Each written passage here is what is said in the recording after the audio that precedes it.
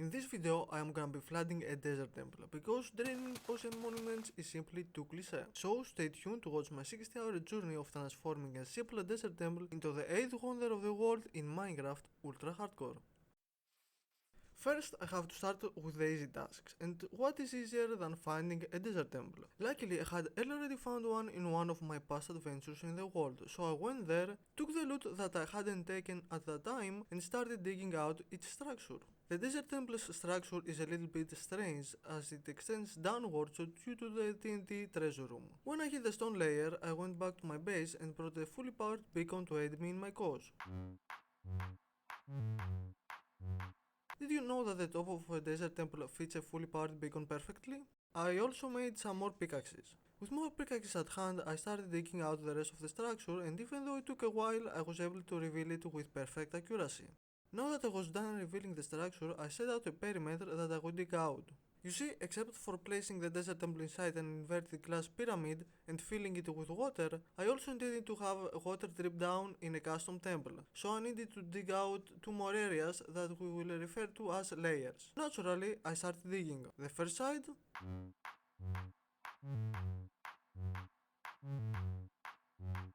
the second side,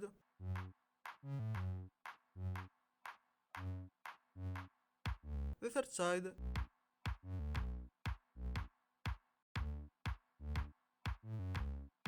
and the fourth side.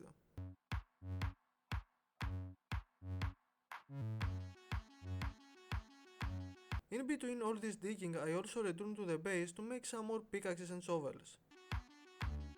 With the first phase of the first layer completed, I moved the gathered materials and then went to the nether in order to fill some lava buckets. I needed lava buckets to smelt glass, as it was time for the next step of the project, the inverted glass pyramid. With glass at hand, I went down in the first layer and started building the inverted pyramid.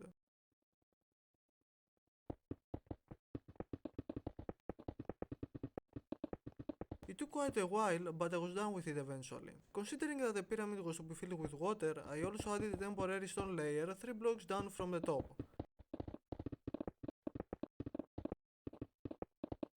While I was building it, I saw two llamas fighting for theirs and their trader's life. I tried to be a good Samaritan, but it didn't work out that well. Sorry, llama friend, no witnesses. After offering my help, I went on with the completion of the layer. With the temporary layer complete, I proceeded to place water.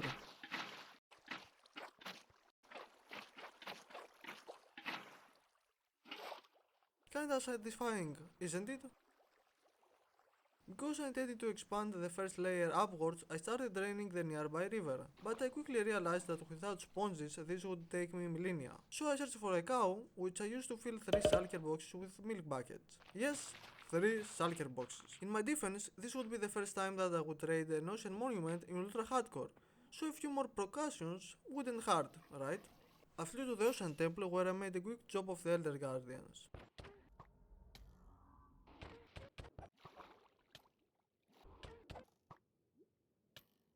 They also dropped 2 sponges for me. I then went in a search for the sponge room. I didn't know where to search for, but I knew that there may be no sponge room at all.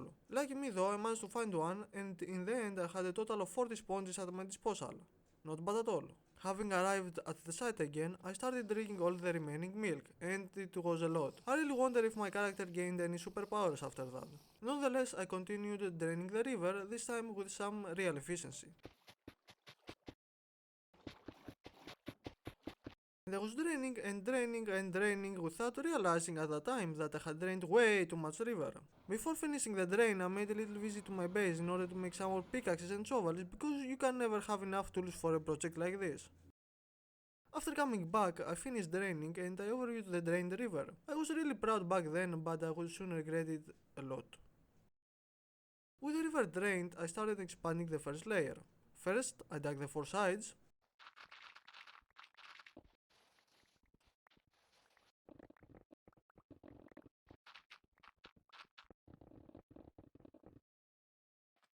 and then I was done with the 4 corners as well.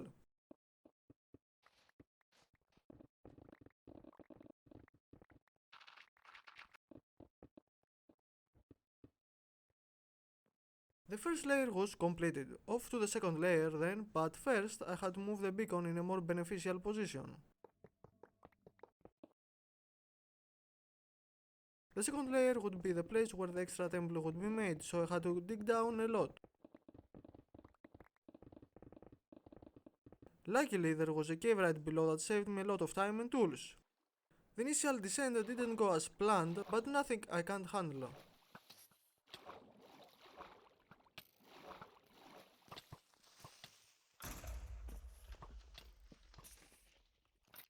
I also found a spawner. I won't ever use it, but hey, finding one is cool I guess. Back to digging now.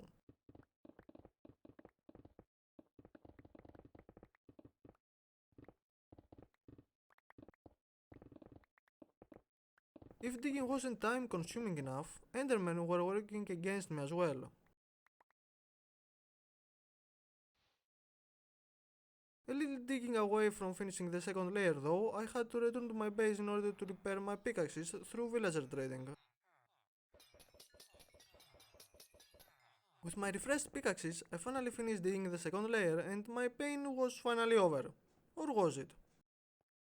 Next thing on the list is to let the water fill the pyramid, but first I took a trip to the nether for some lava buckets, some room lights and some glowstone. I placed some sand in the furnaces and compared the ways room lights and glowstones lit the desert temple. I went with these room lights. Before breaking the water layer, I placed another temporary layer below the temple to ensure that the water would fill those areas as well. I broke the layer and our job was done. I had flooded the desert temple. Thanks for watching and I will be seeing you in the next video. I am just kidding of course. Yeah, let's continue with the video. All this water made the inside of the pyramid very dark, so I decided to light it one way or another. I tried some ugly techniques first before resorting to using the sand lantern trick, which I liked more than the others. After a little bit of lighting, I went and raided a last cave that I had randomly found some time ago. There a flame boss skeleton was waiting for me, but no worries.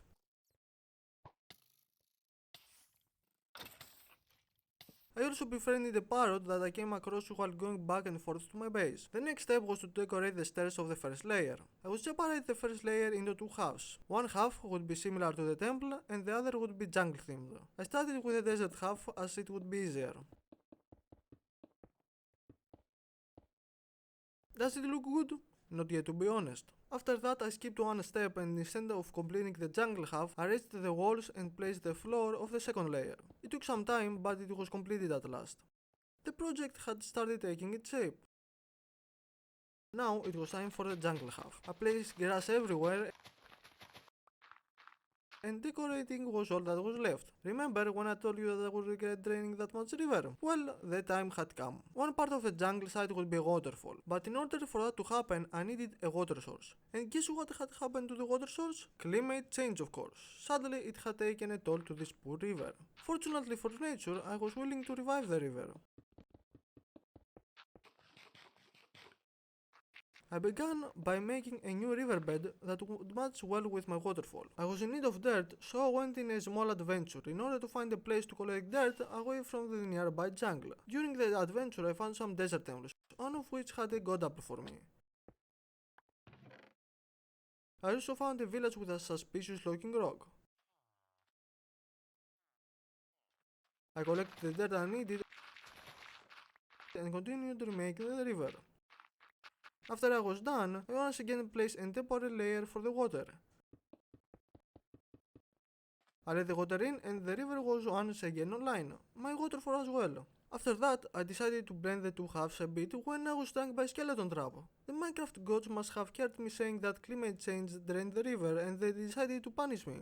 I lost the remaining skeleton horses and I went on with the blending. Next, I decided to remake the riverbank. I was doing so when I saw a trident yielding ground. I sniped him, switched to my saluting 3 sword and boom, trident. I got really lucky on this one. I went back to decorating the riverbank. Look at the sugarcane. Climate change. With the riverbank decorated, it was time for the jungle side stair. I started adding all the kinds of stuff that I had found in the last cave.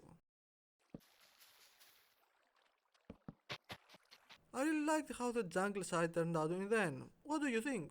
Watching all these decorations, the desert side grew jealous, so I went there and changed its torch formation.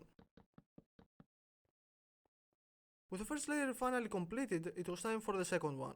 Remember when I told you that the inverted pyramid tip would drop water down the second layer and into something? What would be the coolest thing that something could be? A giant hand coming out of the ground, of course. The problem is that I am not the best builder. Actually, I would categorize myself as a mediocre one, so making a hand was a really hard task. Thanks to my determination though, I managed to make a hand. Sort of. I mean, it looks like a hand, right? Right? With hand constructed, it was time to add the statues. The plan was to build 4 gigantic humanoid statues on each one of the walls, so I went back to my base and then to the nether for some materials.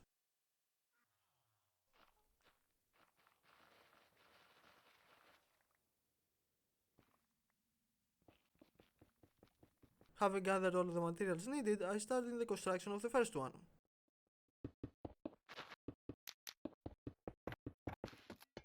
It turned out nice, didn't it? I hope so, cause that llama didn't like it that much.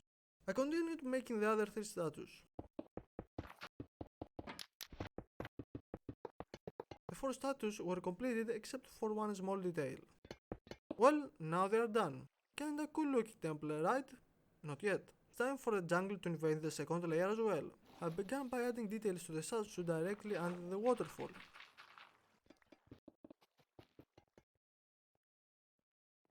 Wanting to make the temple more atmospherical, I replaced the torches with glow lichens. The bats and the slimes definitely like the new atmosphere. I painted the jungle side wall using moss and vines, and I did some decoration on the small lakes that I created as well.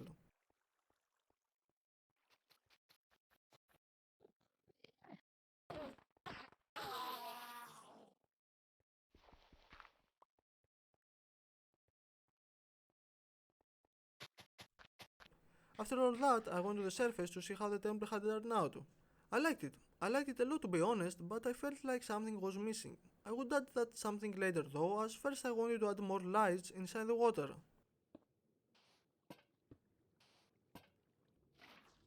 After adding some more lights, I flooded the inside of the temple as well. With the flanking part completed, I took a lot of glass and started covering the base of the inverted pyramid. The upper part of the project was now completed, back to the lower temple. Remember when I told you that there was something missing from it? It was time for that something. More specifically, I started making fire circles around the hand that looked like the statues were trying to summon something. I don't know what that something is, but I am glad the summoning wasn't successful.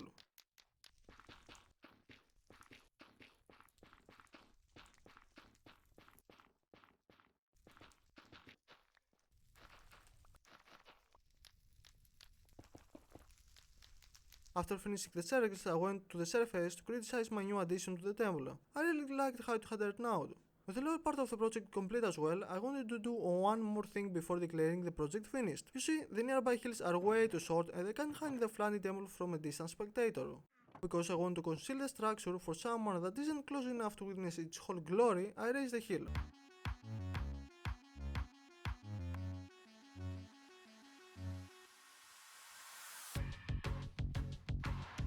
It took quite a while, but I was done with it eventually. I also enclosed my chest area within a hill and a parrot was inside it. I tried to befriend it, but it wasn't having it. Neither was I though.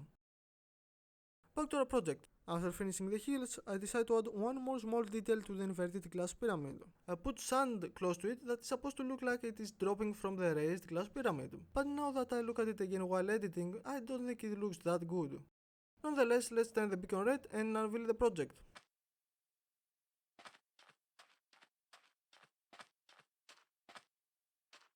To be fair, I like it. Over 60 hours went into its creation and I think it turned out nice. This is the first huge project I have ever completed and it is certainly not that bad, right? Comment down below what you think, what I could possibly change or add to make it look better, as well as ideas for future episodes. I hope you liked the first episode of my Ultra Hardcore series. If you did, a like and a subscribe would be much appreciated. Nonetheless, thanks for watching and I will be seeing you in the next video. Goodbye and take care.